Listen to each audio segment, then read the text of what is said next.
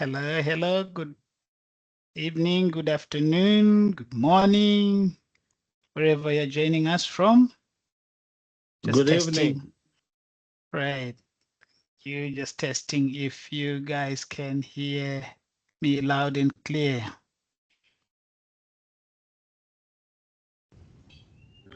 Yeah, good evening. We can hear you loud and clear. Perfect.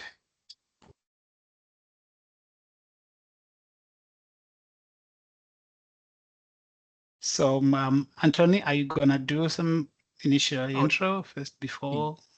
Yes. Okay, sure. Yes. All right. First and foremost, everyone, thank you very much for joining today's webinar session. This week, we're going to have at least 3 sessions. We had one yesterday, then today with Cephas, and then another follow-up session on Thursday. We will be sending the meeting reminders for Thursday as well. So for those of you who joined early, we really appreciate. Thank you for joining early.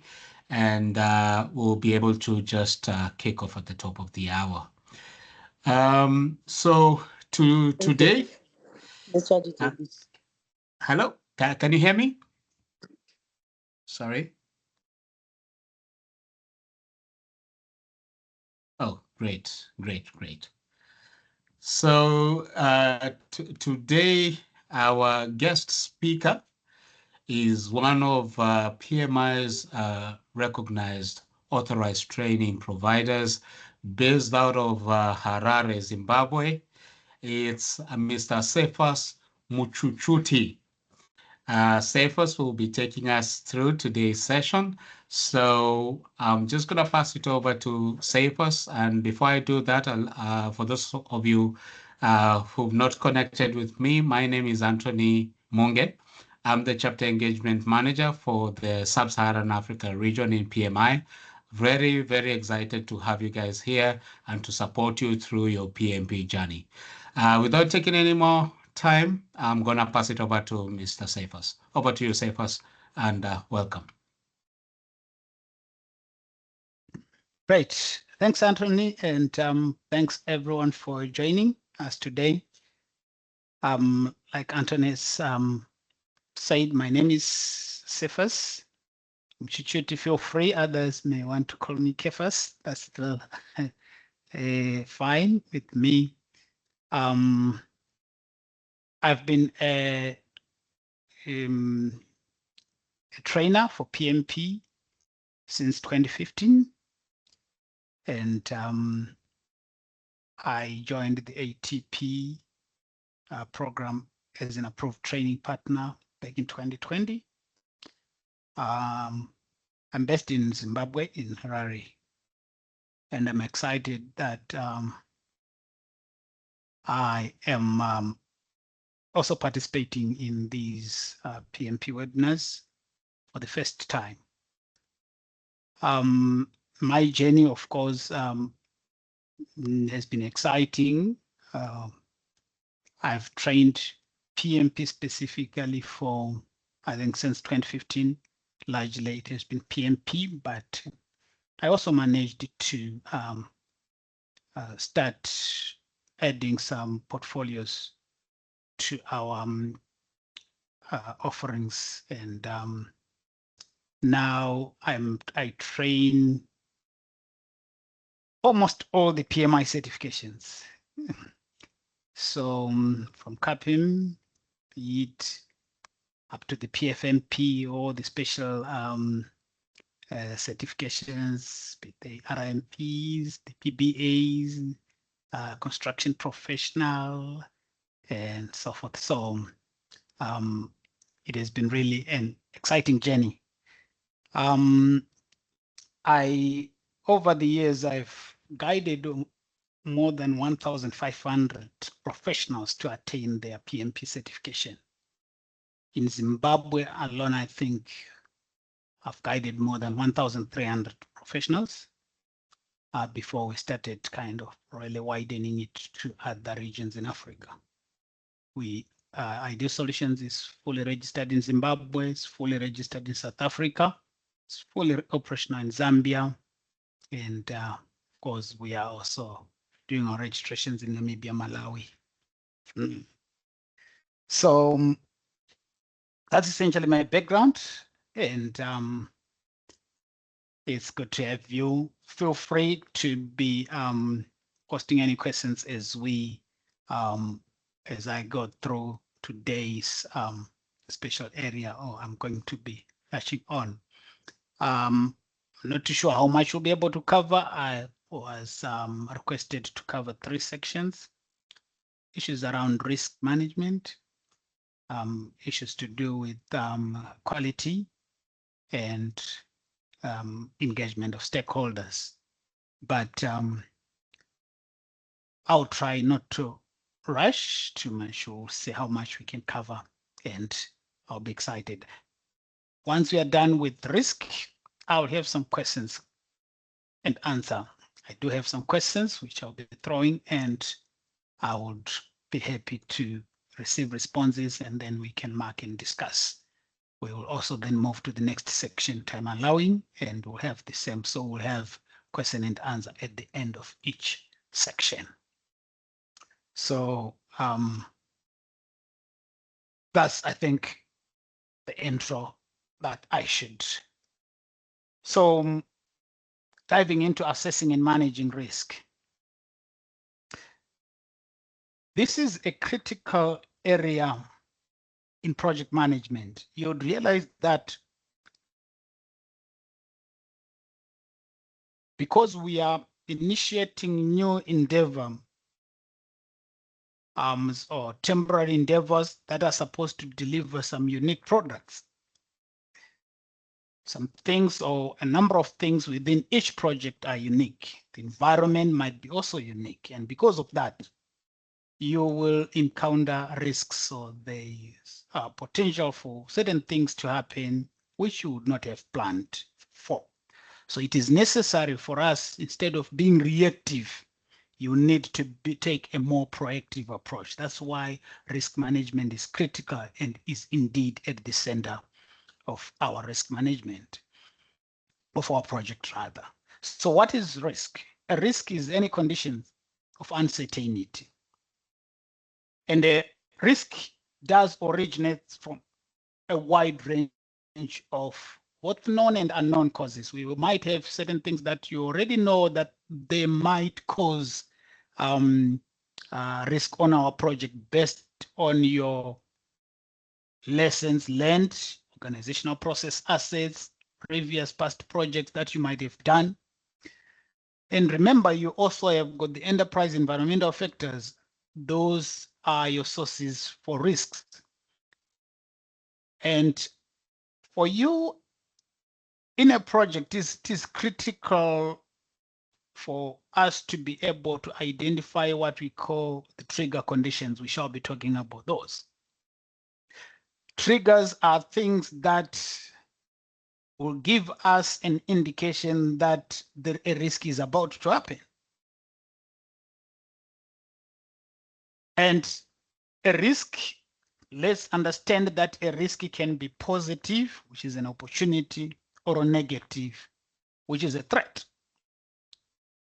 And if a risk, a negative risk, if it happens, it becomes what we call an issue. Now, here's one of the key aspects in the final exam, which I have realized most people might actually fail to pick. The situations that you get in the final exam, when it comes to risk and issues, they will not say directly that this is a risk or this is an issue. They can give you a scenario that you have realized that there is likelihood of, or this may, normally those words, this may, those are some of the scenarios which possibly may be presented to us. That may word, it shows that this is a risk. It's not something that has happened. So you need to be able to distinguish between a risk and an issue. An issue is something that if the problem has already happened, it means that it becomes an issue. when a positive risk, which is an opportunity, happens, and we have possibly not capitalized on it, or we failed to take advantage of it, we call that a missed opportunity. So we've got various project risks, of course, which happen. You may be working with vendors in your processes, you're doing construction, you might have supply chain issues, normally with suppliers, where possibly certain suppliers, there's a likelihood that they are no longer able to deliver within the agreed schedule. You might have issues around compliance issues. Those are all possibilities. Potential stakeholder conflicts. Sometimes you might actually realize that certain customers or certain stakeholders are a challenge, or are mostly a challenge to deal with on most projects. You may need to actually identify such risks. And once you have identified those risks, it becomes better and easier for you to be able to manage them. So the critical aspect when we talk of a risk may happen, or a risk, two aspects that are critical when we are looking at a risk or when we are identifying a risk. We have the likelihood and the impact. These are the two fundamental aspects. Okay, there's a question, Ola Tayo, sorry, is that a question?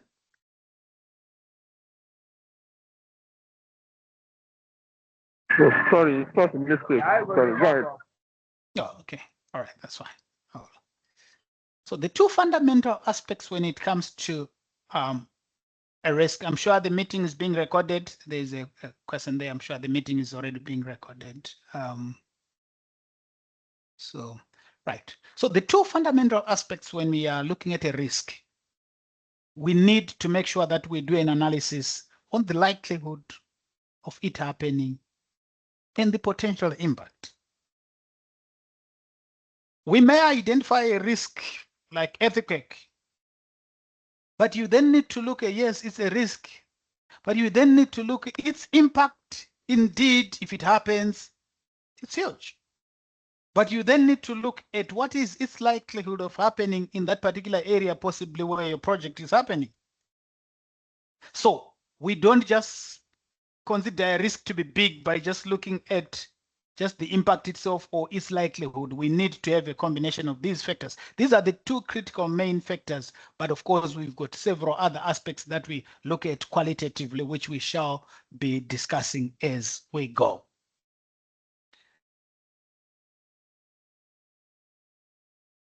So during your planning phase of the project, there is need for us to clearly articulate or come up with our risk strategy. The way how we are going to approach your risks or deal with the risk, define whether if a risk is of critical importance or not, is dependent on what we call the risk appetite of the organization or the stakeholders that you're dealing with. We've got three categories of stakeholders. We've got stakeholders or organizations that are risk-seeking. In other words, they are not hesitant to embark on initiatives that have the potential of giving them a high return, although it may also be high risk. Those are called risk-seeking. The other side, the inverse of it, we've got risk-averse. Those who are hesitant, they look at the situation and they say, they look more on how much is at stake and in terms of how much may we lose. If it's huge, they don't normally put a huge eye on what is the gain. They are more averse to risk. Then the risk neutral, obviously, those are the ones with a balance. So for you to be able to clearly articulate the risk, the strategy that you are going to follow in dealing with your risks. You need to understand what is the risk appetite of your organization or the stakeholders you are dealing with. The risk threshold is tied to individual and organizational risk appetite. Now, here's the thing. The threshold, we are saying, it's more like the point at which we can be able to entertain the risk. If it goes or if it gets to this mark, we can still entertain it, but beyond this, we cannot. So what is our threshold when it comes to the risk? There has to be a balance, of course, between the risk appetite and threshold, but we also have what we call the risk tolerance level. If you fail to have a balance in terms of your risk appetite, the appetite is the desire. What is your desire? What is the appetite that you have to go for risk? You need to ensure that there is a clear balance. I'll give you a very good example. I have a young brother. He wanted to embark on some project. He came through to me and he requested, my brother, may you give me so much money? There's an opportunity which I have found and I need to embark on this project. I heard his points and all of them were kind of really very positive. There is a lot of gain in this particular initiative. But I asked him one question. Should this thing fail, do you have a plan, a backup plan for you to be able to retain my money back? He didn't want to hear much about the failure of the project. He wanted to only look at the positives. But what I knew very well, knowing my brother, I knew that he did not have the funds. He would not be able to have the funds to retain or to cover this debt should this particular initiative fail. The situation that was there is that he had a lot of appetite. He was risk-seeking. But in terms of his tolerance level, how much will he be able to withstand should the negative or the opposite happens? He didn't have a backup plan. So there has to be a balance in every organization, even in our initiatives. So as project managers, when we are impacting or leading in our projects, we need to ensure that we understand the risk tolerance levels, we understand the risk appetite of the stakeholders. It's not proper for us to go beyond the risk threshold of the organization in our initiative. So we need to ensure that we find ways on how we can actually manage and lower down the risk in any initiative to be within the parameters or within the threshold of the organization. So you need to look both at each individual risk, project risk. What is its negative or positive?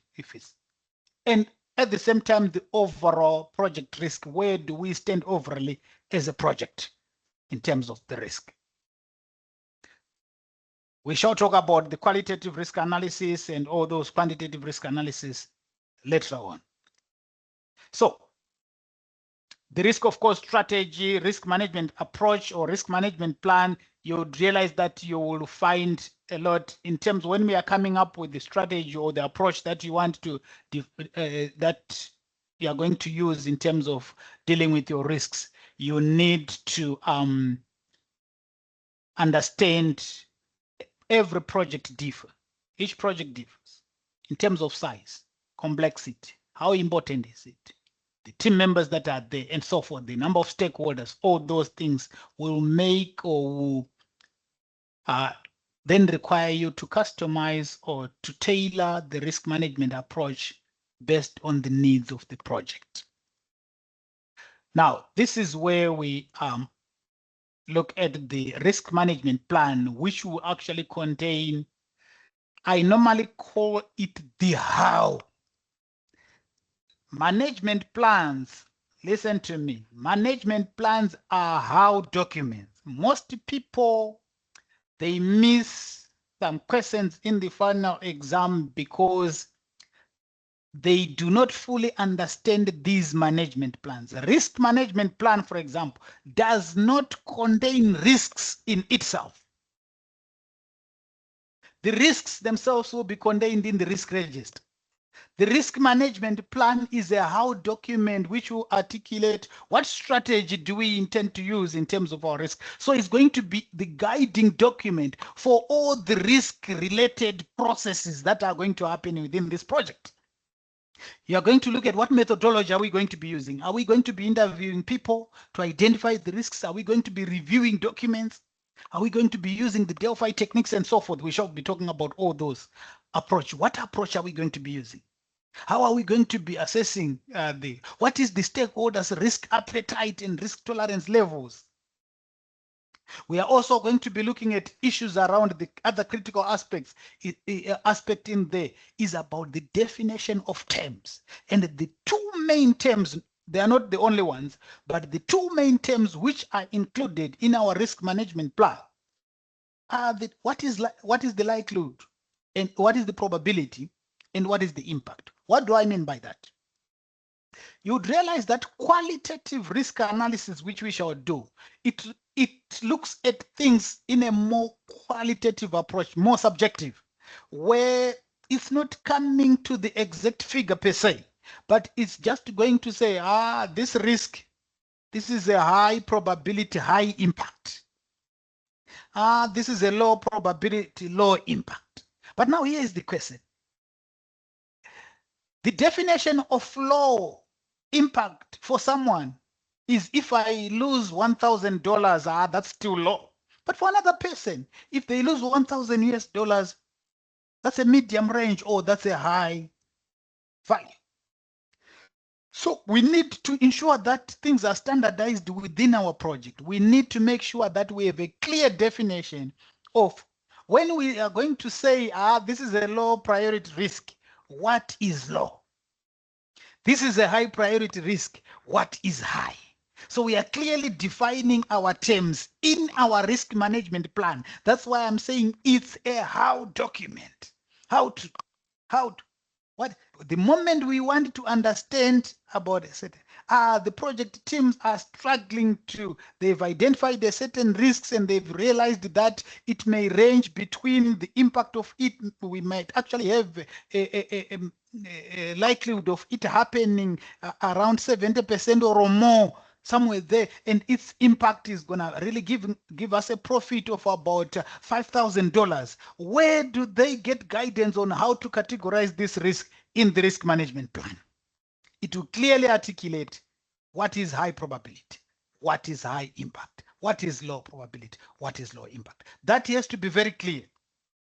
And normally when we are talking about this risk management plan, think of it more in predictive projects. I'm sure you've already covered more aspects around agility, predictive, hybrid before in other sessions before.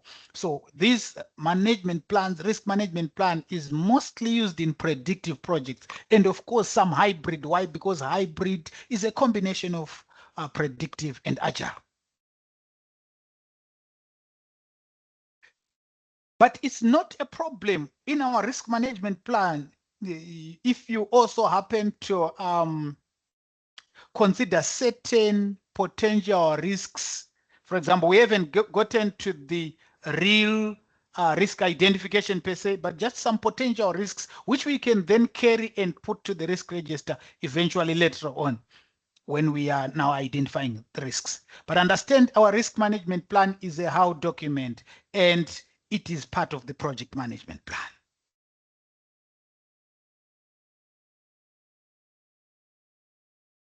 Let's also take a moment just to reflect on inherent risks.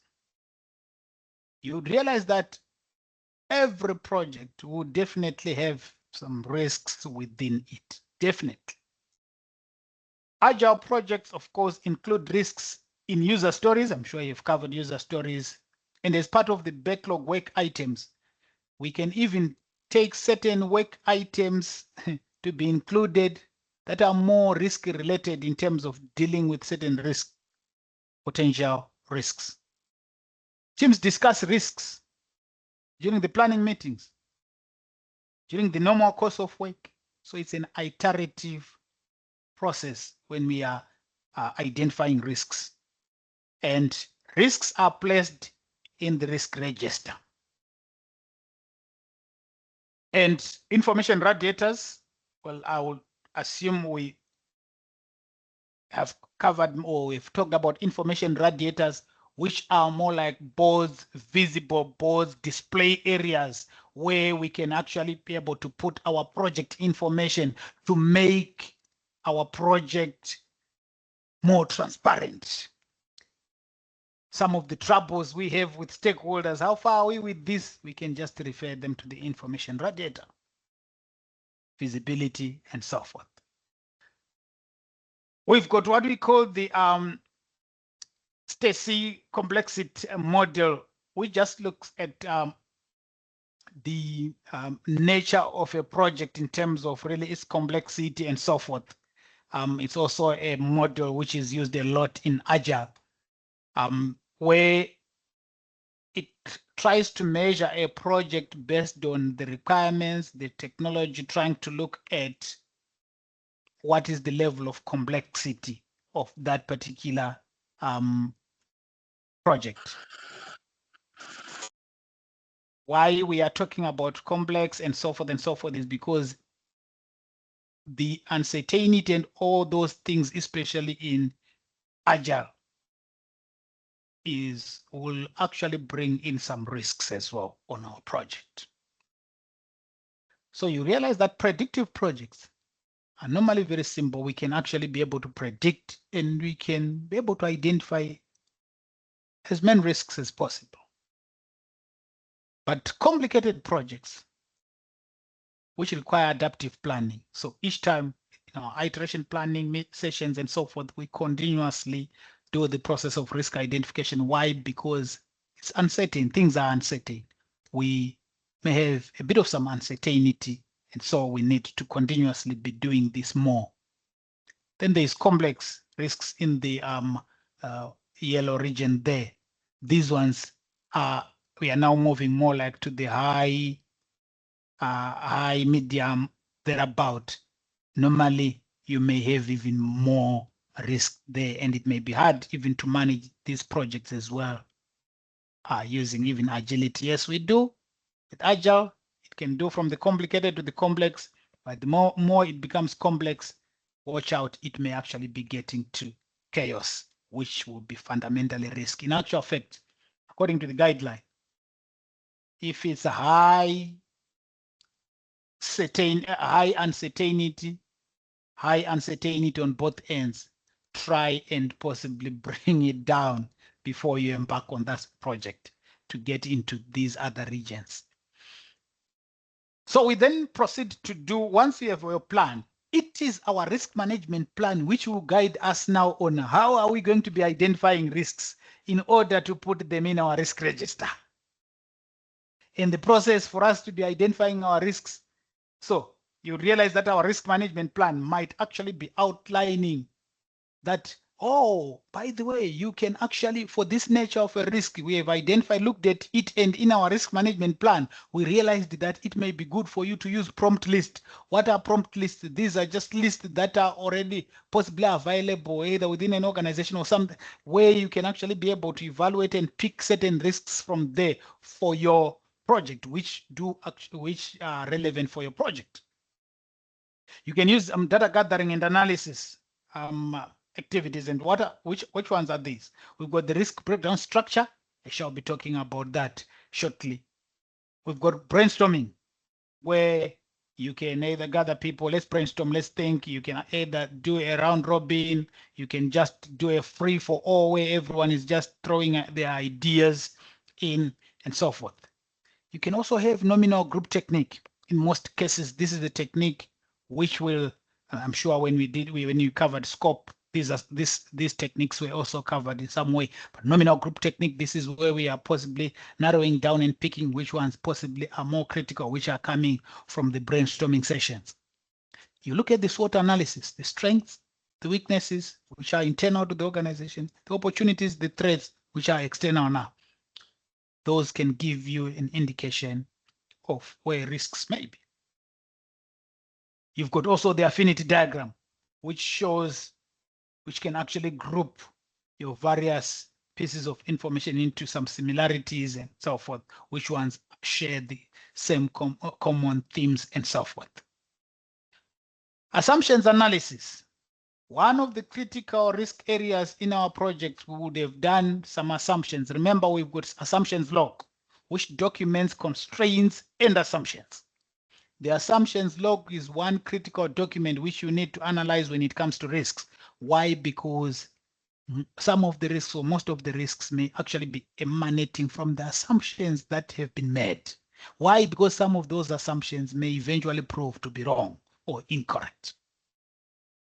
You can also review documents, the OPAs that you have, some projects that happened before. You are reviewing the lessons learned and all those other estimations that were done. Did they come out to be correct? Were there any risks that were identified before?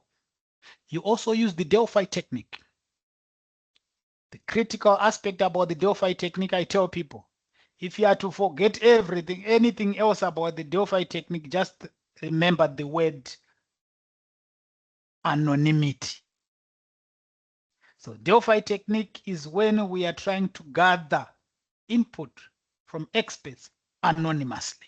If we realize that if Faustin is going to raise a point, there are high chances that Romeo Benjamin may not possibly, may just agree to whatever Faustin has said. We may want to say, let us just gather them so that they don't influence each other. Let's gather their opinions anonymously. Monte Carlo analysis, of course, for larger organizations or more bigger projects and so forth, we shall look at that. It's more on the analysis than the identification. Risk breakdown structure. So where does the risk breakdown structure, or how is it? You are essentially breaking down the types of risks that you are likely going to encounter. Your risk breakdown structure can actually be part of your risk management plan. You may do it at risk management plan level, where you are going to say, okay, in this project, there are chances that we are going to have technical risks. We have management risks. We've got commercial risks. We've got possibly cultural risks. We've got these types of risks, economic risks. You outline the various categories of risks that you feel like there is a chance that we may get risks from these. The benefit of that process is that you may minimize the chance of missing certain group of risks.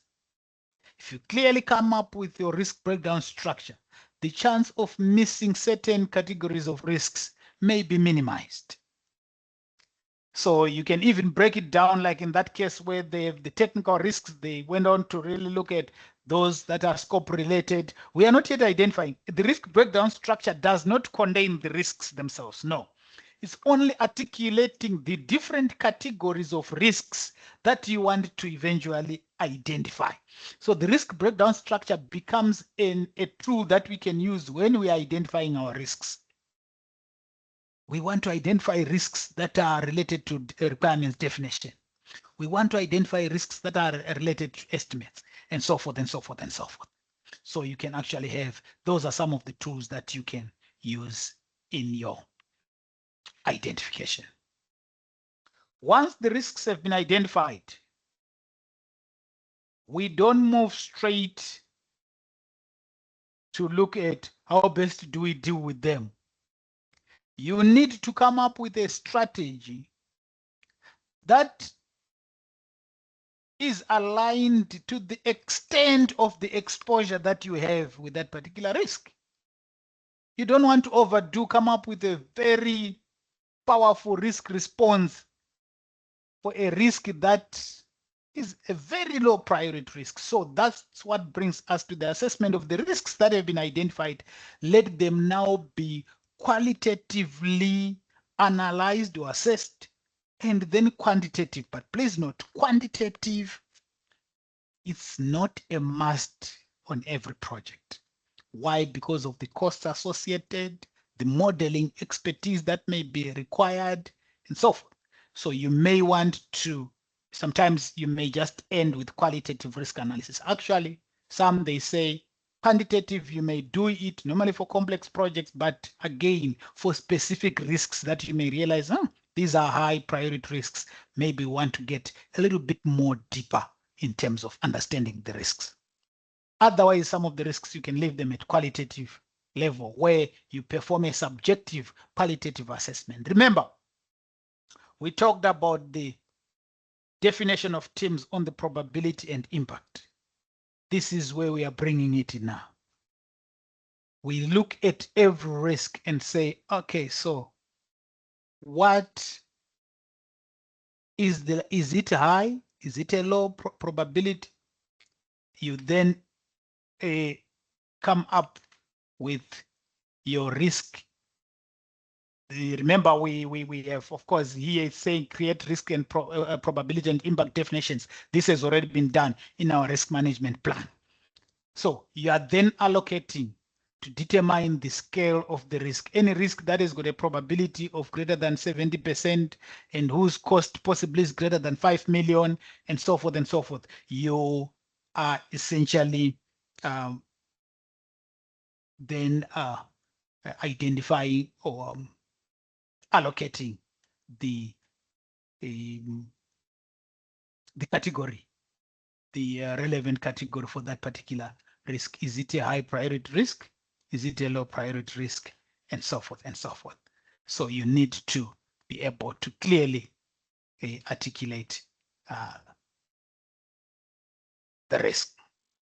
So you then articulate which risk in which category does your risk factor in. Let's assume a team has identified a risk that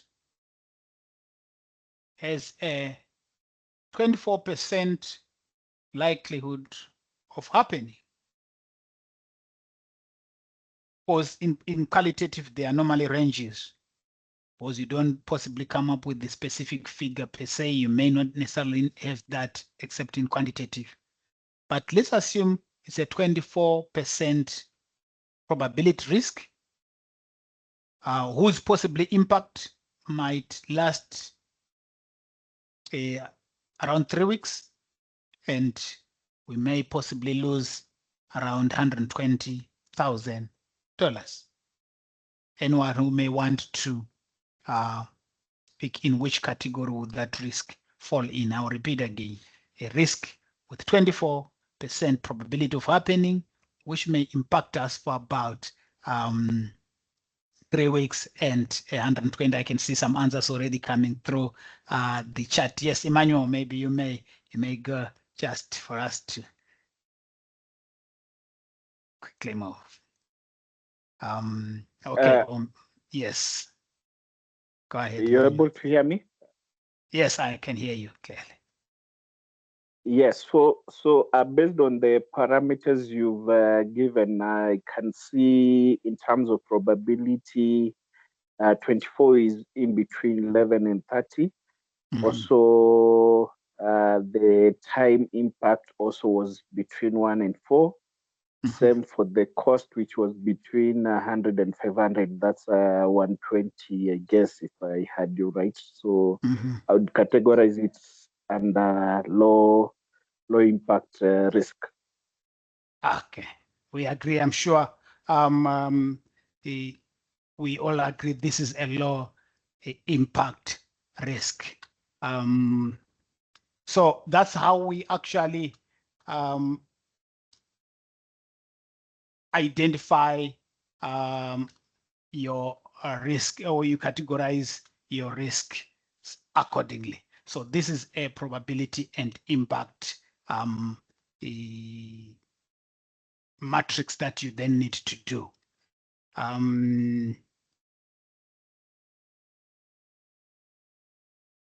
So when you then do, you can actually come up with a scoring where you are allocating some numeric values to your risk, where you are having low, low, high, high, and so forth. You are kind of really allocating the level of your risk. They are the very low, if it's 1, 1, if it's 2, 1, if it's 1, 2, those are so the product of your scores. So you are just saying a very low. If you come up with your 5 categories like these, 1, 2, 3, 4, 5, well, the nil, they've taken it out. So you're giving 1 to very low, 2 to low, medium is 3, high is 4, very high is 5. So that's how they essentially did it here. And you are now kind of really saying, looking at the probability, what is the score? How about the impact? What is the score? So when you do so, you are then able to allocate your risks accordingly in terms of the extent of importance, which risk possibly would require us to measure more. This is not a quantitative approach. Why? Because we are just allocating numbers of 1, 2, 3, 4. If you look at it, we are just, if you are to look at it, from high to very high, the high range, or rather the very low range is 1 to 10, 10% wide, isn't it?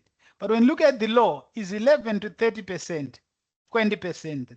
But very low is being given 1 and low is being given 2. So it's just an allocation of some points for us to be able to do a placement on whether if it's very high, is it very, so this is not quantitative. Don't be surprised by having the figures and then we are like, oh, this is already quantitative because it's having numbers. These are just scales that we are trying to give so that we are able to determine which one may actually be of more important for us to be focusing on, relative importance. So your risk register eventually, please note one thing, from your identification of risks, because in our risk management, we do have you plan your risk management, which is where you come up with your risk management plan. You identify your risks, you do qualitative analysis, you do quantitative analysis, you proceed to come up with your risk responses before you then look at the implementation of the risks and monitoring. These 4 processes of identifying risks, qualitative risk analysis, quantitative risk analysis, and risk response strategies that you need to come up with, they all update the risk register as their final or as their output. The main output of those processes is the risk register. So once the risk register is developed during identification, at analysis level of the qualitative analysis, we go and update the risk register again. We are now specifying the impact level, the probability level, and the risk score that has been given to that particular risk. As we continue, you see the planned response now. Currently, it's empty because we haven't done the risk response strategies. When we are going to do the risk response strategies, we are going to come again and update the risk register. So that is the main output of all these processes we are going to be doing. But you tailor your risk register to your needs. Watch out. Watch out. Here's the point I always tell people. The scenarios that we are given in most cases in the final exam, they may be 2, 3, or 4 sentences. Understand me. There is a lot of other information which is not there. In as much as you are saying, hey, this is a very long scenario, the reality is there is a lot of other information about this project that we don't have, which cannot fit in a single question. And because of that, normally when you're approaching the questions, have a mindset where you are gentle. You are looking at those approaches like, let me look at an assessment. Let me do an evaluation. Let me tailor based on the needs. Why? Because we are saying projects differ and we don't have enough information to be able to make a clear ruling on that particular answer. Watch out. I shall be giving you some of those tips on our question and answer section.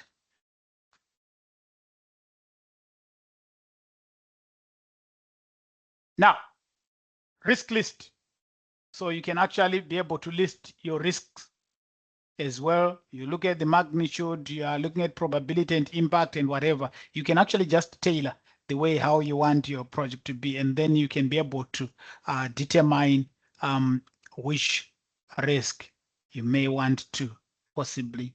If we are to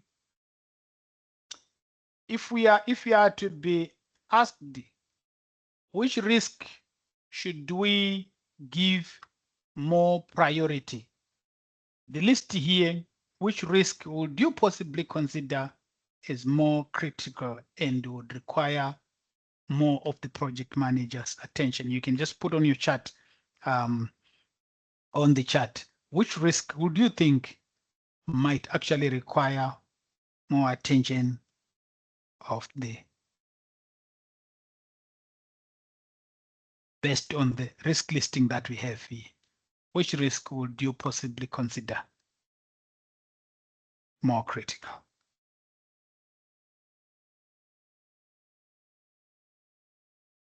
Which risk would you consider more critical? Yes, I can see the elite level. Yes, Deborah, yes, indeed. I'm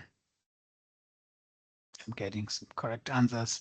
I'm sure most of us are able to pick that indeed retail marketing declining here is possibly one of the major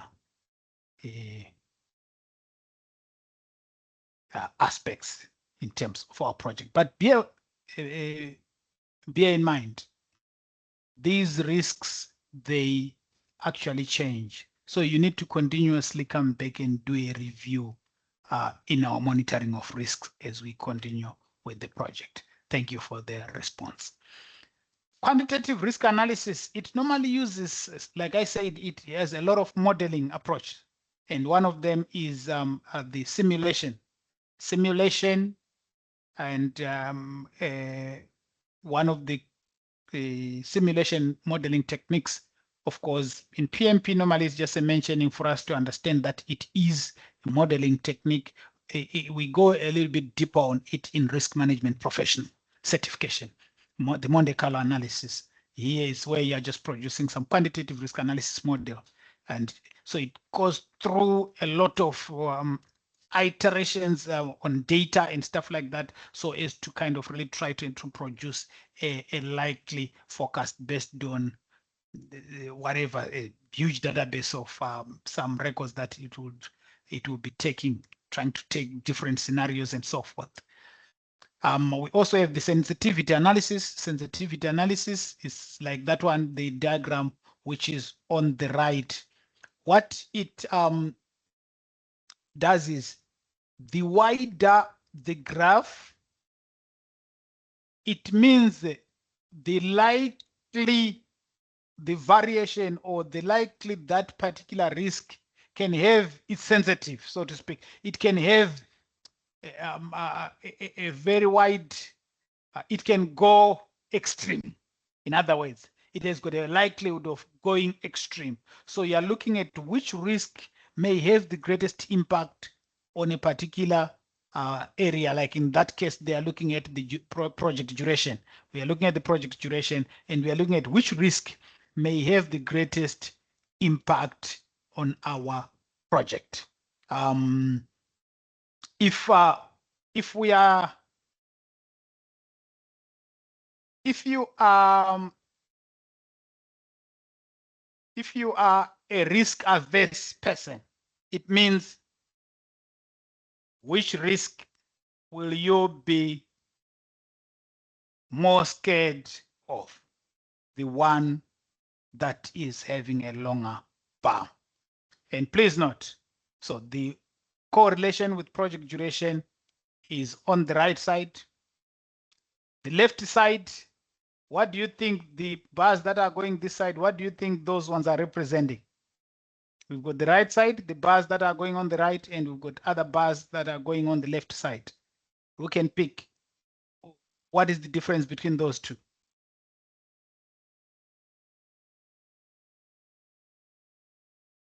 Anyone who can pick the difference between those two?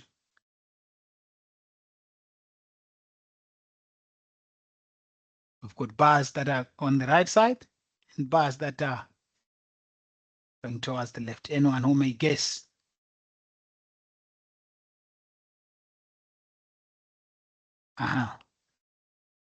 Okay, no one can pick the. So what it essentially means is, so the ones that are going on the right side, we've got negative. Remember, risk is either negative or positive. Yes, Dr. Talib there. So we've got positive risks. The ones on the left side, if you actually check, those are positive risks. The ones on the right side, those are negative risks. So there's a negative risk that DCS may fail inspection test. That's risk 5.2. That's a negative risk. But duplicate test may not be required. It's a positive risk. That's why it's actually going on the negative side.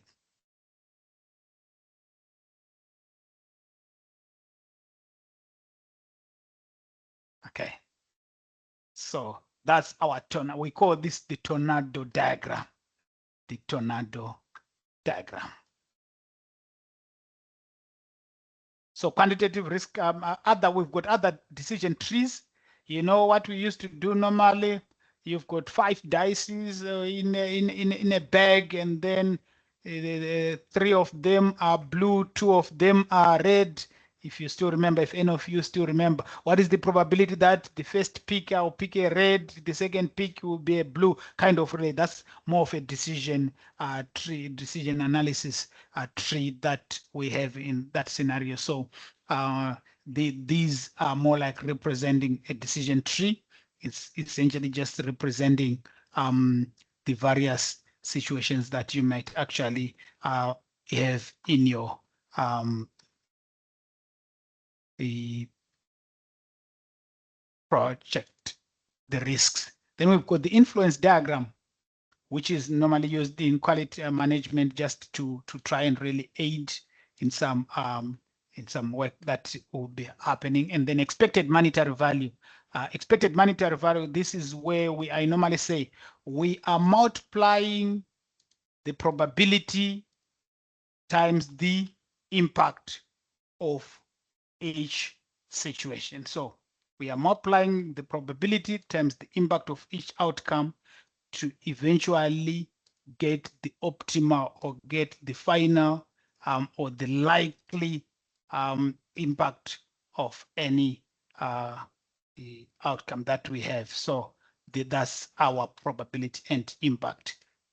That's our expected monetary value. It looks at the probability and impact. I just have a very simple question I want us to try and attempt on this one, on our expected monetary value. And the diagram is not coming out. All right, so I'm just going to post it in the chat, and let's see. Okay, so there's a question. Okay, I can see there's okay, somebody was asking me to explain again. So this, I'm sure this was on the tornado diagram. So we are saying our tornado diagram, remember risks, just to answer even the second question is risks. A risk is the likelihood of an unexpected event to happen. And an unexpected event can be either good or bad. If it's bad or if it's on the negative side for you, we call that a threat. If it's good, that means it's positive risk. It's an opportunity. An example, there's a likelihood that the price of cement might actually go down during our construction. It's just a likelihood. This is a positive risk. We call that an opportunity. The reason we need to identify them and be able to plan for them is that we may capitalize on the positive risk and make some savings. There's a likelihood that possibly another donor might actually come and be interested in funding this particular portion of our project. That's a positive risk. So we are saying on our tornado diagram, when we are doing our analysis, on our sensitivity analysis to try and pick which risk has got the greatest impact, we don't just look at negative risks which are going on the, as you can see on the positive side, there is on the plus on the right side, those manufactured reactors, yes, it has got a very high impact should it happen, up to more than 0.5. Its correlation with duration. In other words, the effect that it may have on duration, should it happen, can go as high as 0.5 plus. The effect that a positive risk of piling contractor being able to deliver early, if that happens, its effect on duration is going to reduce the duration by almost negative 0.15. The reason why it's negative is because it's going to lessen the number of days in your project. I hope, Deborah, that is clear, and Elvis, I hope that makes it clear. So positive risk is an opportunity, and negative risk is a threat. So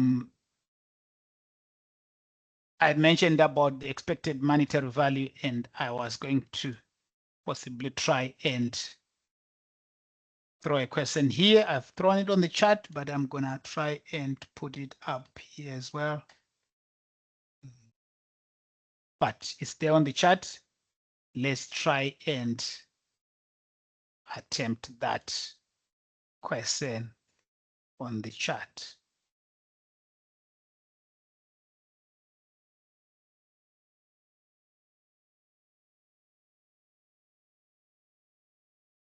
You post your answer. You can post your answer.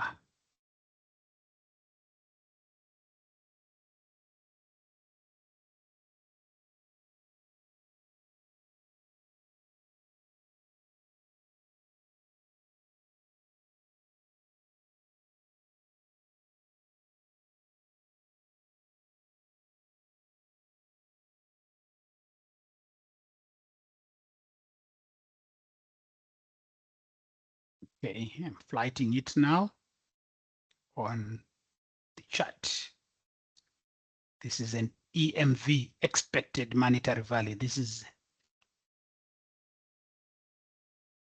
what is our expected monetary value.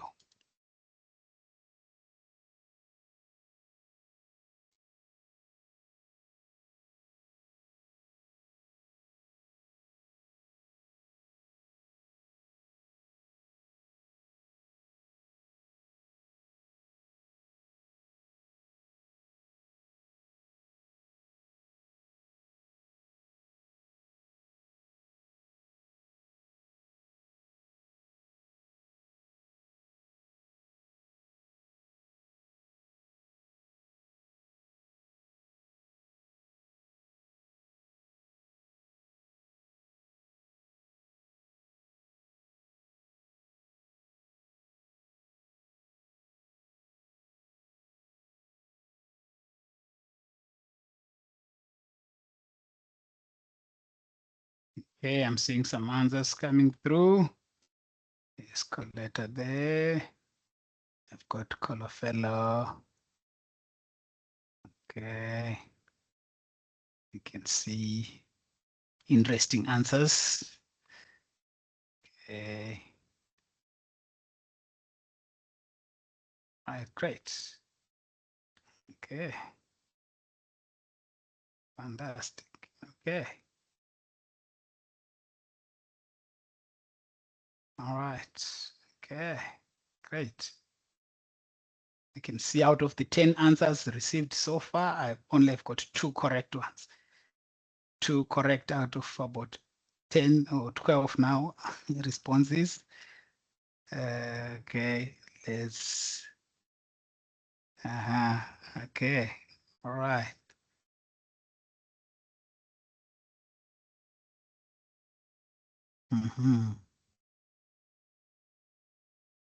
Okay, great. I see quite a number. I've kind of struggled with this one. And yeah, I got to think about 4 people who got it correct though.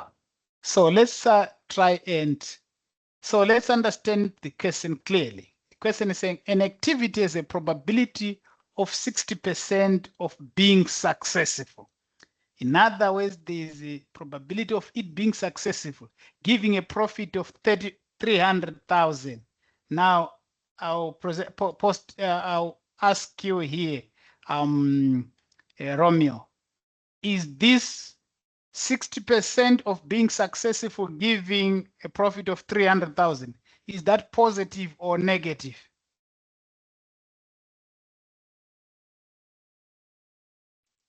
It's positive. It's a positive. So because it's 60%, we then say 0.6 times 300,000 plus 300. This is a positive, right? So we can put it, you may not, you may choose to ignore it, times 300K. This will give us, I think, about what, 180,000, right? Which Yes. most of you have actually sent through. However, if unsuccessful, the project loses 100,000. What is this? It's Positive, a negative. negative. It's It's a a negative. negative. We agree, right? This is a negative. So if it's a negative, so what is the probability of the negative risk happening, Benjamin? What is the probability of the negative risk happening? Possibly this is what? 40%.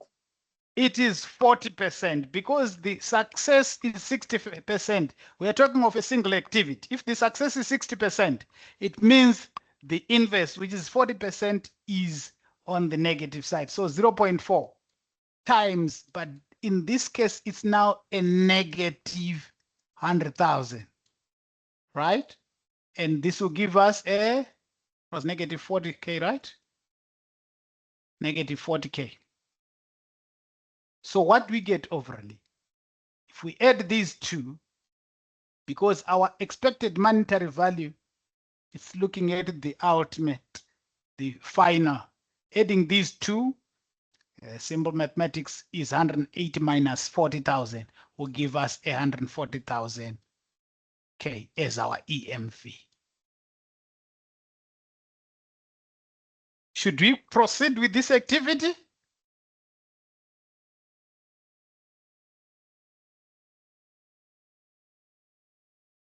Is this process activity good? Should we proceed with this activity? Yes, sir. Yes, we should. Why? Because it is giving us a positive return after all. So those were some of just the quantitative risk analysis, just the EMV as an example there. We then proceed to our risk responses. So risk responses should be appropriate and equating to the significance of the risk. It should be cost effective. It should be realistic. And let it be agreed by stakeholders. Let it be agreed by relevant stakeholders. This is a critical word. Relevant stakeholders. Sometimes it may not require all the stakeholders to come to a consensus because it may not be reached at all.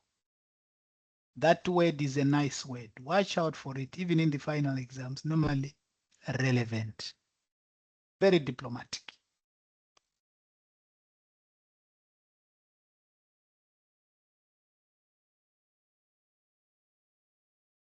So just before we look at the risk response strategies, as we move towards the end of this, you need to understand the triggers. We talked about the triggers, which are kind of really conditions that signal or that give us a signal that a risk is about to happen. The team is also supposed to implement the risk responses. We don't just come up with risk responses on paper, and then when the risks are happening, nobody's taking action. And in most cases, it happens if the risks do not have risk owners. So it's critical to say after identifying your risks, you have your risk owners, you have your risk response owners as well. A secondary risk is a risk that arises as a direct result of the risk response strategy that we have implemented. Residual risk is risk that remain when all risk responses have been implemented. I'll give you an example. COVID came, and most countries realized, let's have some lockdown, let's have some lockdown. Those were risk response strategies to avoid or to minimize the spread of COVID. But there were other secondary risks which came. Children were no longer able to go to school. Why? Because of the lockdown measures. That was a secondary risk. So when you identify secondary risks, we don't just end there. We then need to say, so what is the risk response that we can also put to this secondary risk? People started to do the online learning. But there was also another issue with it. But we have got other kids who may not necessarily have access to internet. How are we going to be doing? If a country determines or people then determines, I think for these ones, we may not have options. They may have to wait until we open. The moment it's like that, we call that risk of these children who are not able to then have their lessons online because they don't have access. We call that a residual risk because it has remained even after implementing all the risk responses that we have been able to implement. And a residual risk can only be called a residual risk provided you have agreed with stakeholders that this is the risk that remains and I don't have a plan for it. Only when they accept to say, it's fine, this risk is acceptable, let's leave it. And they will only accept it provided it's within their risk tolerance limit. They are able to kind of, their appetite level, I think we can be able to do with this. You also need to develop some contingent plan or fallback plan in case the primary risk response fails. And always ensure that there is a contingent budget or contingency reserve included in your cost baseline. Contingency reserves are funds that are reserved for identified risks or what we call known risks, or previously they used to call them non-unknown risks. We've identified these risks and sometimes we've accepted them. Should they happen, we'll use the contingency reserves.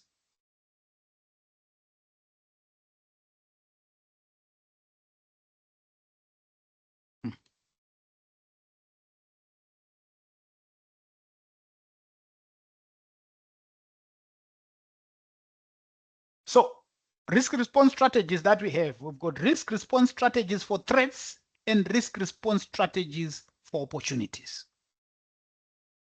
So we've got room for escalation. If a risk is beyond your project manager's threshold or your limits as a project manager, your authority is beyond your authority, you escalate, handing it over to the relevant party.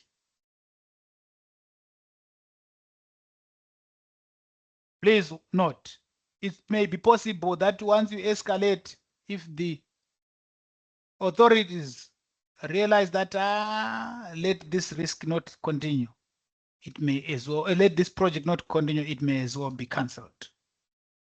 So you can escalate an opportunity, you can escalate a threat. Avoid. Understand this.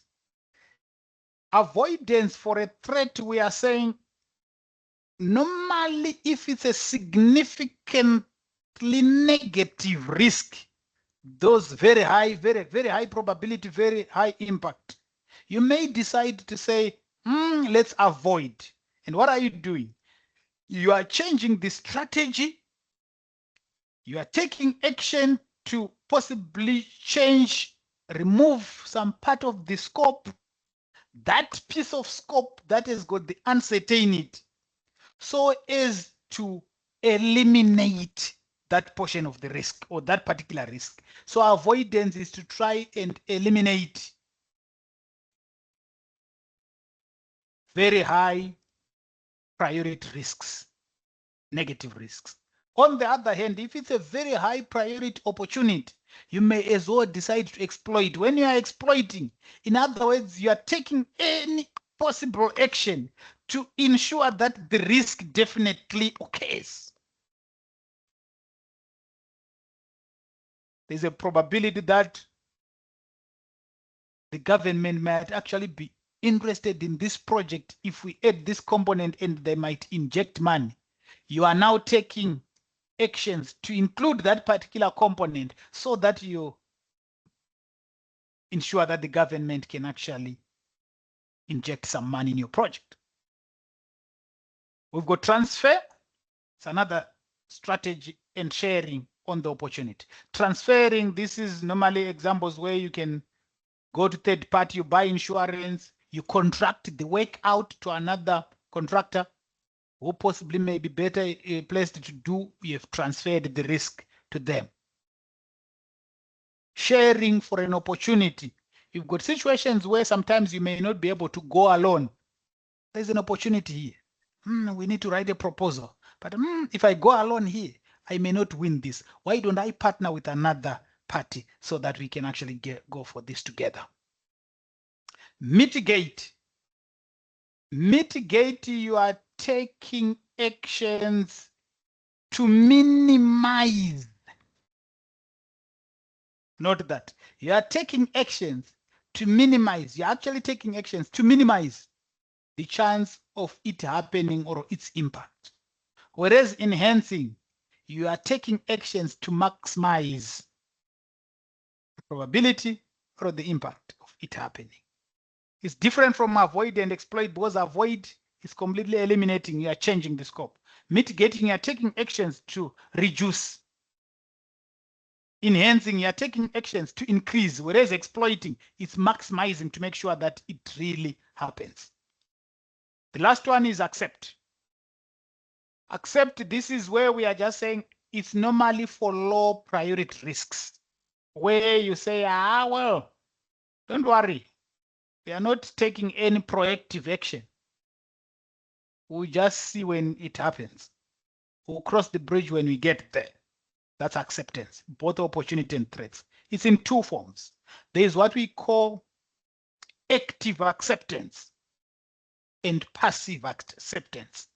Active acceptance is when you are factoring in some contingency or some funds and stuff like that into your budget or into whatever that you're doing. Let me factor in these resources to deal with, if this risk happens, I will use these funds. Please note, it's different from mitigate. Mitigate is saying I'm taking actions to reduce the likelihood of it happening. Acceptance is saying I'm not taking any proactive action to reduce or what, but I'm just saying, let me put funds aside. Let me put this aside. If it happens, we will then use these funds. I hope the difference is very clear. That's the same as well for our opportunity. It's in the same manner. We are not taking any proactive action, but we are just waiting and saying, it's fine.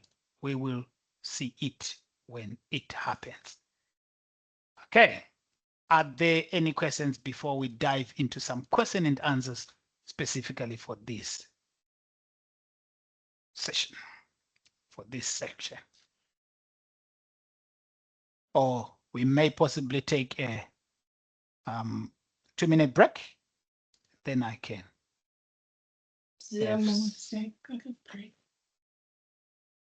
Okay, so let's take a 2-minute break and then we can have our question and answers.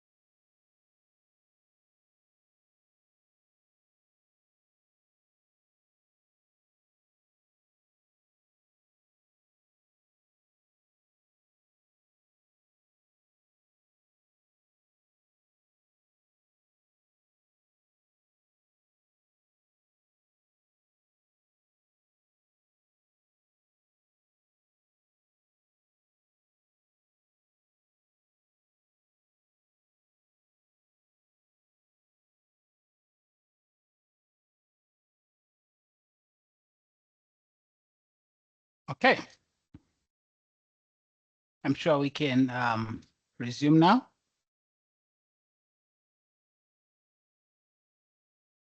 Oh, well. I think, Harriet, I think the recording will be shared accordingly, and sure you can then go through it. Yes, Rehema, can go ahead if it's a question. Thank you, sir. I got lost when you were explaining the difference between mitigation and active acceptance. So in the case of active acceptance of the risk, let's cross the bridge when we get there. You've set aside the, let's say, the funds that you might use or whatever resources you might need, right? Yes, sure. So when we get to the bridge, is that when you try to get solutions on how to go about this risk when it happens, when it occurs? Or Okay. what happens? Okay. Is- Thank you. Okay. So mitigation, just to explain the differences again, mitigation is when we are taking actions to say, oh, yes, indeed, there's a bridge there. But what can we do to make sure that we minimize, there's a likelihood of a bridge, by the way. We are not saying there's a bridge definitely, but we are saying there's a likelihood that we may face a bridge. Mitigation is going to say, what can we do?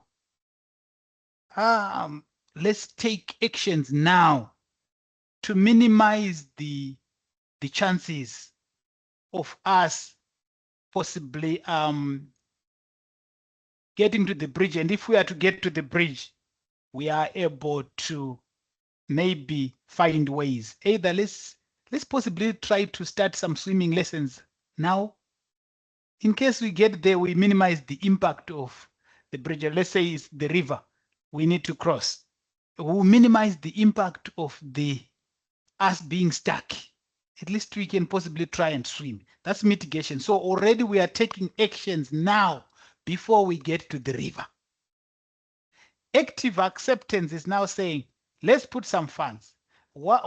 In case if we happen to get there, the river, we'll find what we can do and how we, with these funds, we'll find ways. Maybe we are going to then say, okay, what can we do with these funds? We are going now to start looking for solutions there. Or, okay, fine. Let's just hire some people who can actually help us to cross the river with their either who are swimmers already and stuff like that. So we are just putting the funds, but only waiting to utilize if they happen. We can even say, if we get there, we'll get some swimmers and we've got this funds here set aside. But we have not taken a proactive action for us to minimize that impact. It's still gonna come heavy on us as it is. It will still be in its original impact and probability. We have not really done any difference. Great. I'm glad you got that clear. Any other questions before we dive into a couple of questions? So I'm one person who likes timing in terms of questions. The question and answer, I normally like you to speed, to be quick when you are answering, because in the final exam, there won't be much time for you. So you need to make sure that you speed up when you are sending your responses through. So let's look at our question number 1.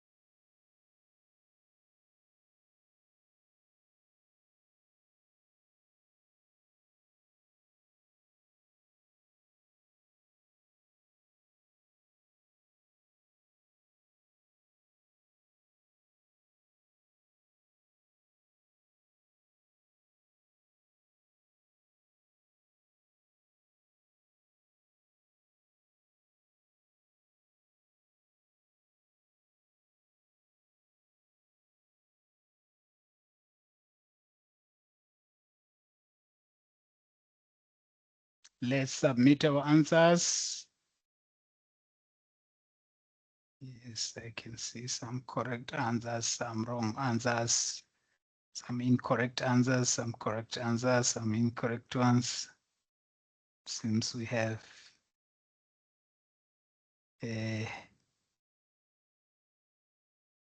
mainly between two.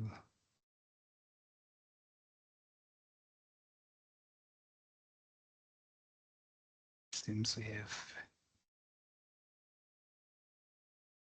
Okay. All right, great.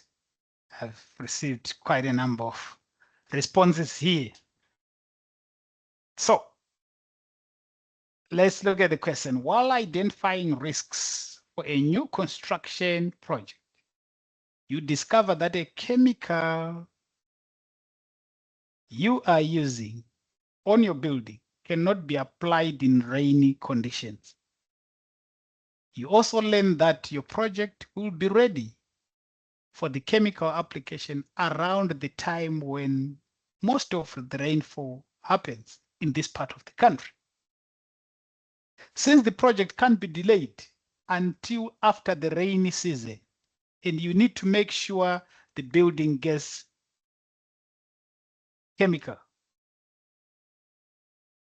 coating, you decide that your team will just have to allow enough time in the schedule for non-worked rainy days. This is an example of what? Well, I'll be interested to hear, Rehema, since I recently, you were the last one to ask a question between the two answers here, which I'm seeing the most frequent one from the responses, mitigate versus accept here. Would you like to take us? I'm trying to look at your response just to check if indeed we have mastered I it. didn't Yes. respond, but Oh, yes. Okay. Talk to us. that is, I didn't respond, sorry, for that, but this for me is an acceptance.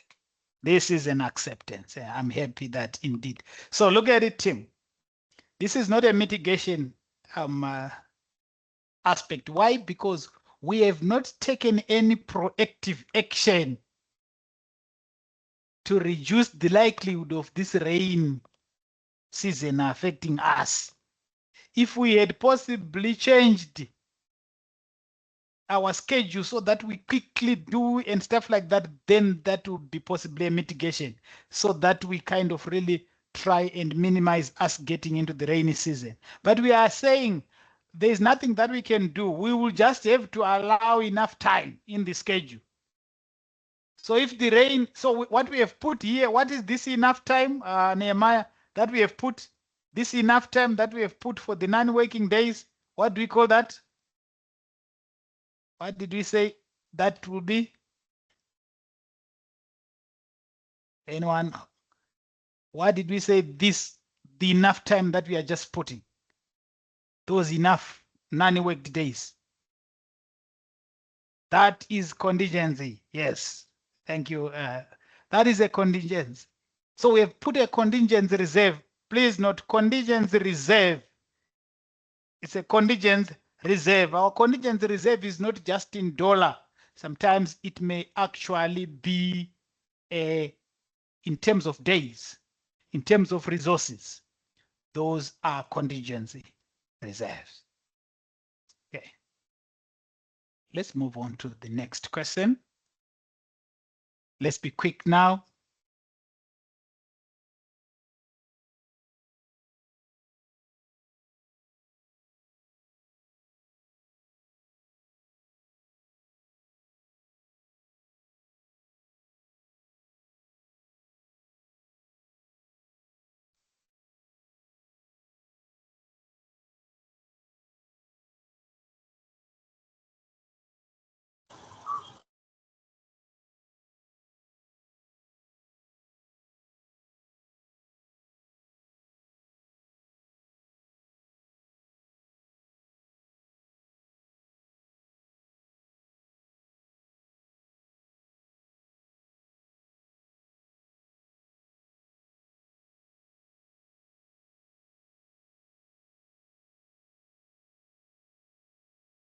By now, I should be having responses coming through. Yes, Lillian.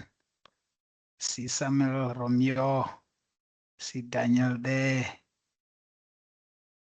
In Rehema, yes, I'm glad most of the responses coming through are indeed correct.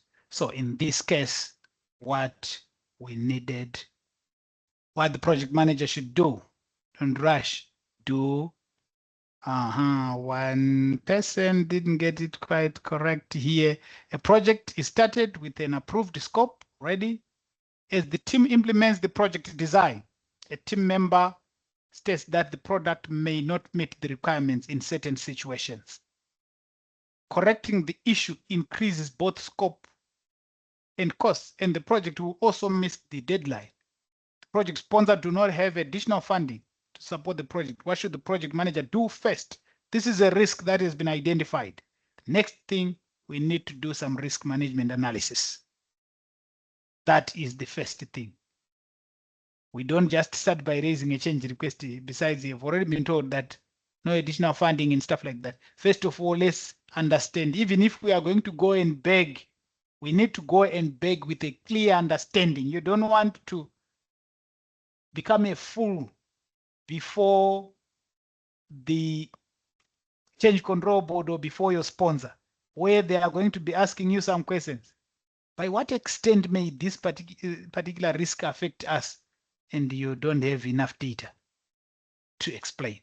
They won't have time for that. So you need to go there armed with full information, which is enough for you to be able to convince. So doing an analysis would be good. Let's attempt another one.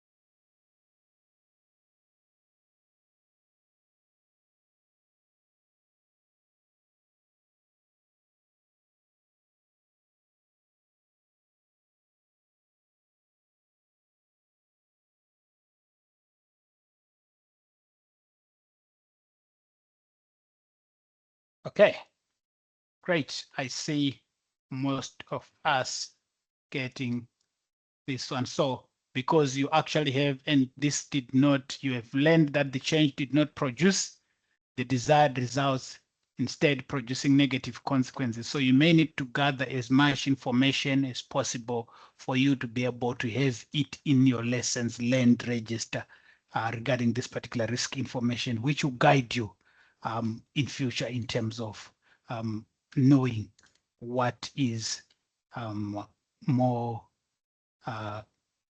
what were the causes and those will actually possibly help you to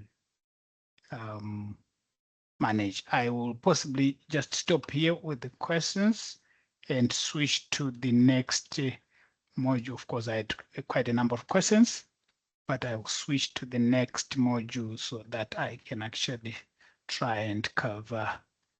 To the next one is our identifying and engaging stakeholders. I'll be quick with this one.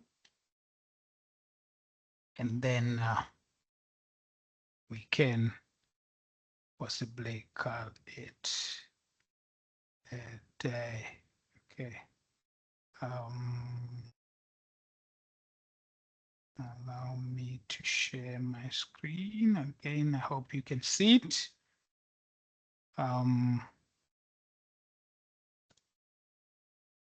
Okay, great. So because we are doing this project for stakeholders, it is critical, and even our project team members are also stakeholders. It is therefore important for us to be able to ensure we identify and engage the stakeholders accordingly. You'd realize that the bulk of the project manager's time sometimes is spent in engaging and identifying stakeholders. Please note, in most cases, most of the problems which happen in project are due to failure to properly engage stakeholders. I tell people, written documents do not carry the same level of weight and impact as one-to-one engagement. Emails may fly, the tone starting to go sour, and people can start to fight each other in email. You can read the tone, the language. Whereas if one person had walked to the other person's office and sat down and discussed, they would have resolved the issue quickly. So engagement of stakeholders is very critical. Stakeholders having an issue and stuff like that, cool down as a project manager. Go engage the stakeholder, understand them better. You'll be engaging them with the intent to earnestly understand their concerns. Various types of stakeholders, I will not go through that. So you need to also have your stakeholder engagement plan, your communication management plan. I'm sure you all appreciate that, you all understand that one of the initiating processes, we've got two initiating processes, developing of the project charter, and the second one is the identification of stakeholders. Once stakeholders are identified, we put them in the stakeholder register together along with their level of interest in the project, their involvement, their influence, what will be the impact of the project on them, and so forth and so forth. We document the information. Once we have got our stakeholders identified in the register, we then proceed to assess our stakeholders. We need to understand what level of authority do they have, what is their extent of impact, and so forth and so forth. So we use different techniques which we use to analyze the stakeholders and categorize them accordingly. So this is just a template of a stakeholder register. So, yes. We can't see your slide in case you are sharing. Oh, you're not seeing my slides? No. Sorry. Oh, Okay, thanks. Thank you for that. Let me reshare again. Can you see it now? Yes, we can. Thank you. Great. Thank you for that. So I was talking about our stakeholder. This is our stakeholder register, where you'll be having your various stakeholders clearly outlined, and we do this process in the initiating process group, where we identify our stakeholders. Know your stakeholders. Go beyond just their job title. What is their level of power? What is their interest? How about their influence, their attitude, and so forth? So you are able to map your stakeholder clearly. We've got this common technique or a tool that we use, which is the power interest grade. This is a very common tool that is used where you look at the level of power a stakeholder with high power and high interest, what do you need to do? You need to manage them closely. High power, high interest, manage them closely. We also have another, which we call the cube. The cube looks at the power, interest, attitude, or whatever. The combination of three aspects that you may want to look at, you are allowed, you tailor it. So the power interest grid is a 2D, whereas the cube is a 3D analysis too. We also have got what we call the direction of influence, where you look at the connections that are coming to a particular stakeholder, their network. How many other stakeholders do they have within their network of influence? And that will upward, I mean, with those who are senior to them, downward, how about sideways or outward, outside, clients and so forth. Normally a stakeholder with a lot of connecting lines has got a lot of influence. Why? Because they have more touch points than other to several stakeholders. We have also the salience model. The salience model, it looks at the power, the level of authority of a stakeholder. The agents, in other words, we are saying, if they request anything, what is the level of attention? How urgent should we actually attend to them? Then there is legitimacy. We are looking at the appropriate involvement in terms of our project, what is their level, and so forth. So you are specifying or putting your stakeholders in the various circles, and even where they intersect, you put them accordingly. So those are some of the tools that you can actually use to categorize your stakeholders. Stakeholder perceptions. You are trying to understand what their perceptions are, which is more, whether are they negative, are they positive, are they vis-a-vis the project, with regards to the project. It will help you to manage them. Capture stakeholder feedback and their perceptions. Use your interpersonal skills, active listening. Like I said in the first place, you need to have a lot of emotional intelligence as well. Understand them. Be able to control. Some stakeholders might actually just shout, so still maintain your composure. Be able to engage them. Use effective communication methods. You may want to use interviews with some one-on-one. You may need to use questionnaires for some. You may need to use other media or form of communication to engage with the stakeholders. And plan to communicate with the stakeholders accordingly. Now, here's the key thrust. Please note, different stakeholders may require different ways of engagement, different level, different detail of information, different frequency in terms of the communication and so forth. So you need, and even the methods of communication. Others may just need an email. Others may need to have engagement, physical meetings, and so forth. So don't generalize. Never ever look at generalizing your stakeholders.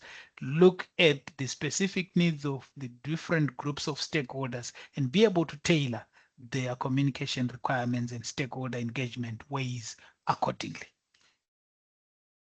Communication requirements analysis. You may want to analyze, like I'm saying, to say what is the choice of their communicate, the frequency, the models, the technologies to use. You've got these different methods. You can have meetings, verbal, physical, virtual, etc., or digital, where you are sending emails, websites, and so forth. And we've got mainly three different methods of communication. We've got what we call the push, where it's more like the sender is determining. I'm just sending an email, just making a phone call, just sending it away. I'm just pushing information through. Pull. Normally, when you've got a large number of audience or people to communicate with, and there is no sensitivity in the information that you want to communicate, using pull communication is better. Why? Because it's up to the receiver to determine what information they need to pull. Let's say, for example, you just put your data or your information, your reports on SharePoint, on website. It's up to them on the intranet. It's up to the different stakeholders to choose what they require to download and to take. So that's an example of a pull communication. Interactive communication. This is where you can actually be having conversation, phone, virtual, in person, like this meeting we are having here. We are able to have the interactive communication. The agency and need of information differs. And so some of the challenges are that the agency of the need for information might differ from one stakeholder to another, the availability and reliability of the technology, how easy is it to be used by the various stakeholders you're communicating with.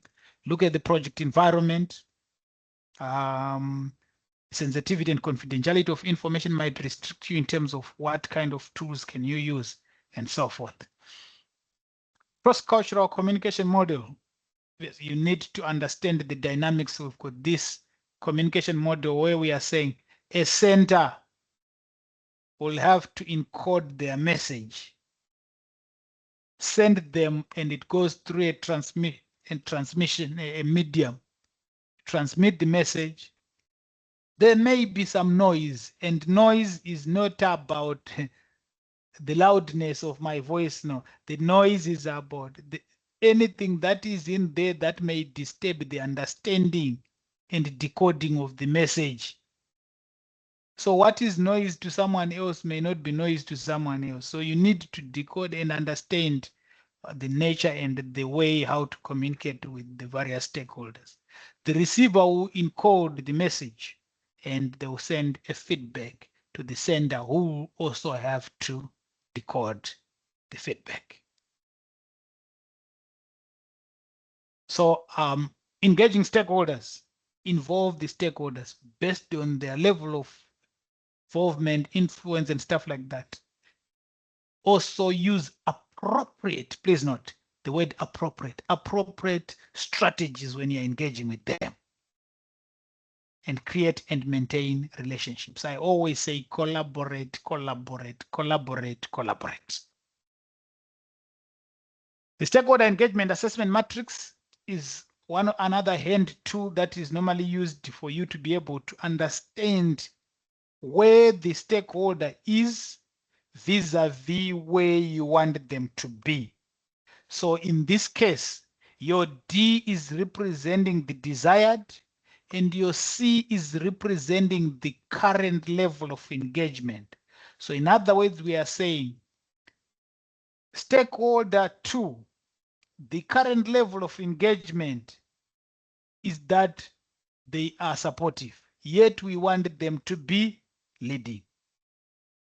Stakeholder number 1, currently they are leading, whereas you want them to be supportive. So there are some stakeholders, isn't it, who even go ahead of you. And whereas that balance will not be there. So you need to understand. So with the stakeholder engagement assessment matrix, and please note, these columns put here, unaware, stakeholder, resistant, neutral, supportive, leading. They are not like the fixed, add and fixed through. You can actually put any columns that you want yourself to use based on your project. But these ones have been normally found to be most common ones in most situations.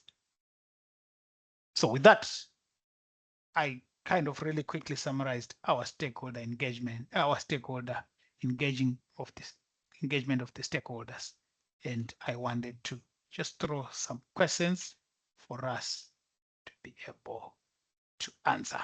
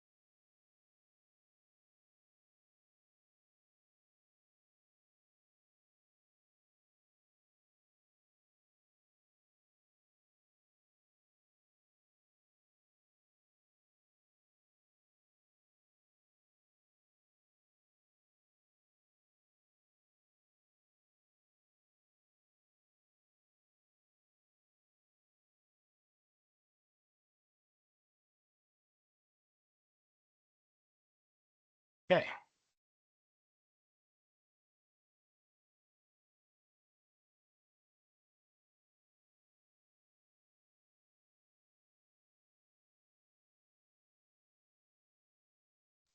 Normally, I tell people, stop, don't overthink.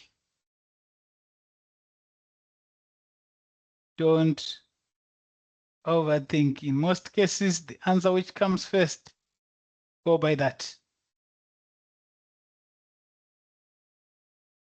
Okay, most people have done well, but others, of course, have missed this one. So how can a project manager gain a stakeholder's approval if the stakeholder believes a project's deliverables were not achieved? So let's analyze this question. The question is talking about the stakeholder is saying their the stakeholder believes that their project deliverables were not achieved.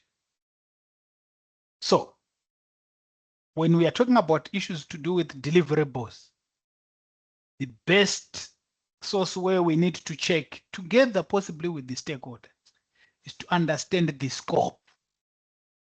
The scope of our work, the scope of our project is where we talk. Remember the project scope statement, it outlines what are the key deliverables. So the scope of our work, so that's why our option A is the best, and I'm glad most people. So you are reviewing the project scope, yes, but at the same time, you're also analyzing the needs and expectations of the stakeholders. That balance will be needed. Others went with C. C is not a very good answer. Ensure that the stakeholder understand the quality management plan. Quality management plan will only be as good as the scope of the project. So you need to first, what starts first is the scope of the project has to be defined. Then your quality management plan is going to speak to the scope of what you need to do. What are the quality parameters? What are the quality criteria that we need to look at and stuff like that? All those, how are we going to attain the quality of the specific scope? So going to the quality management plan is not going to be much helpful. Why? Because your quality, it only speaks to the scope. So where we start with would be the scope first. Let's move on. Another one.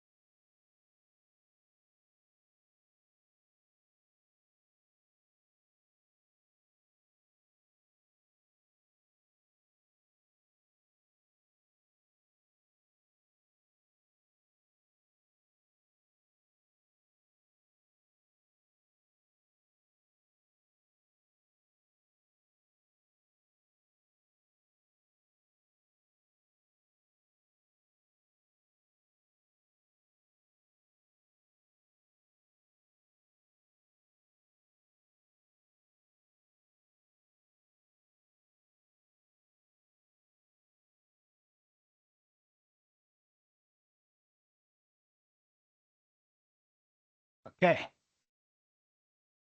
Perfect. Great. I'm glad the answers which have come through looking good. The correct answer here was option D.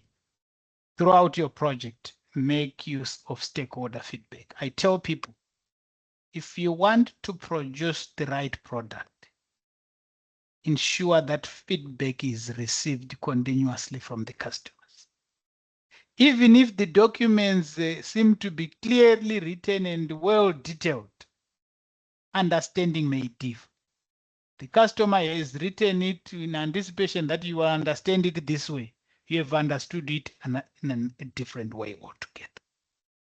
So let's make sure that our scope, our feedback is being received. Why? Because something that is written down, sometimes it might be misunderstood in some. That's why in Agile, we've got these iteration reviews, the demos, continuously during the sprint. And we've got the product owner with us during the sprint. But at the end of the sprint, we are again having a sprint review where we are presenting in the demo. The reason is because we want to make sure that we are continuously aligned. Let us get feedback continuously. Let's look at another one. Simply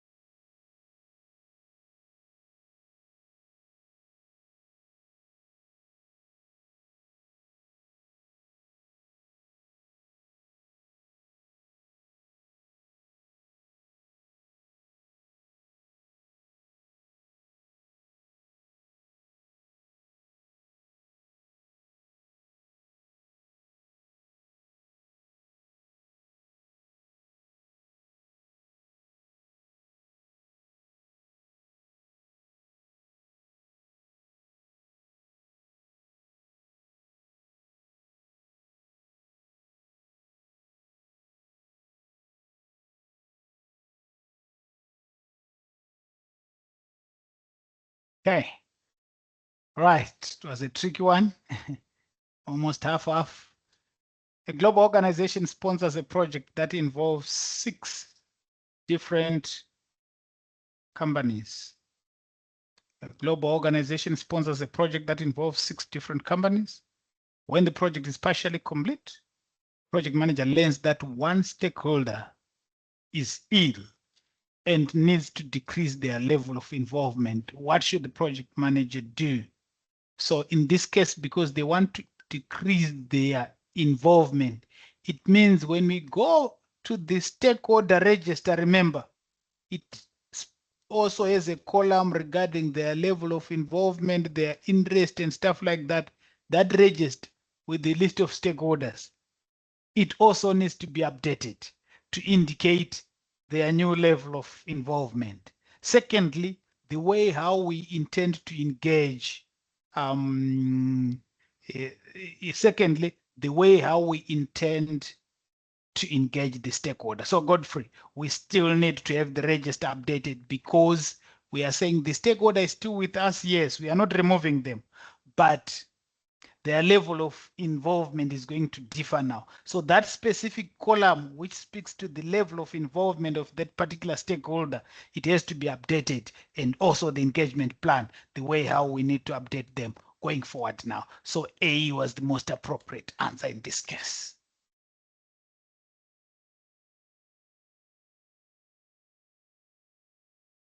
Right, move on next. Possibly the last one, and then we call it a day. 2 options needed here. So we are choosing 2. These are now very common in the final exam.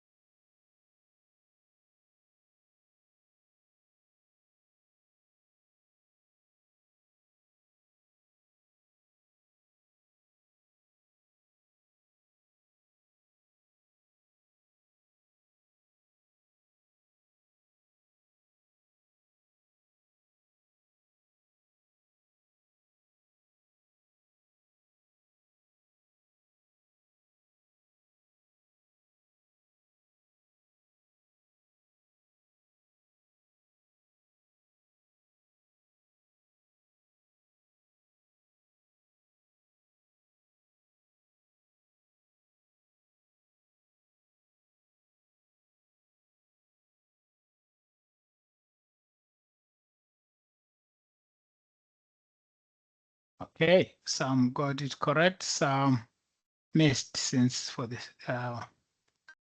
Due to our time constraints, allow me to then just have a conclusion. So during work on a government project, stakeholders exert pressure on the project manager to comply with their preferred actions because they have extremely complex regulations and constraints.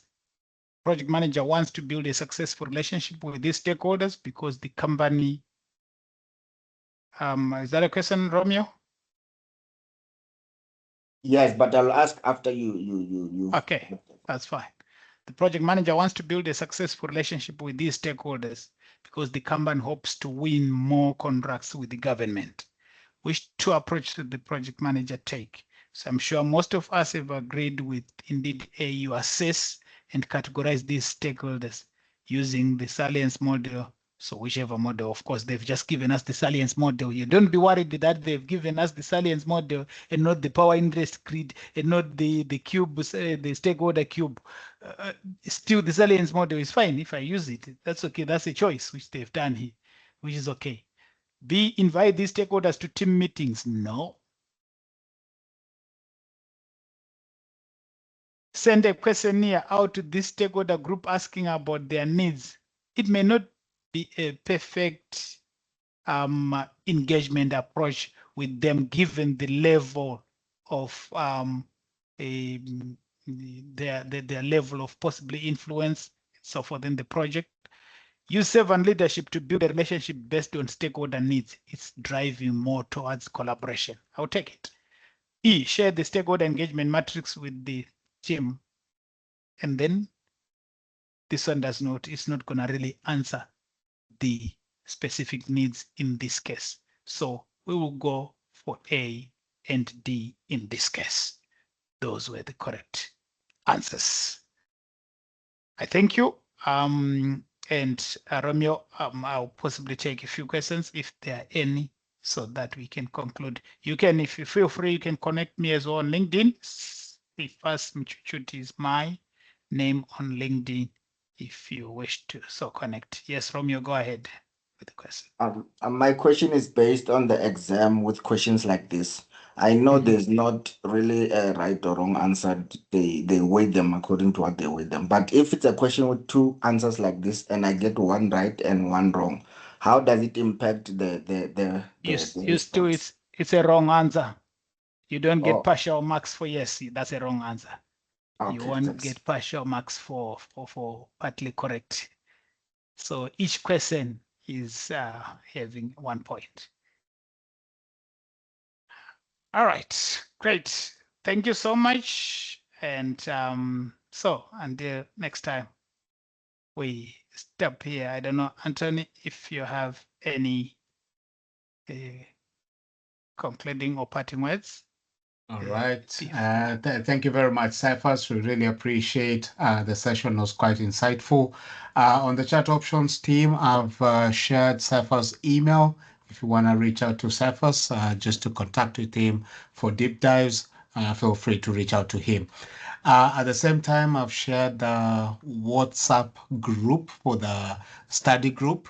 For those of you who are not part of the PMP study group on the WhatsApp, please join. There's a lot of great conversations going on there, and also candidates securing their PMP and people celebrating them. So I think it's a really great platform to connect and network with like-minded individuals. With that, we've come to the end of today's session. Thanks again to Cephas, and a great evening to all. Thank you and bye.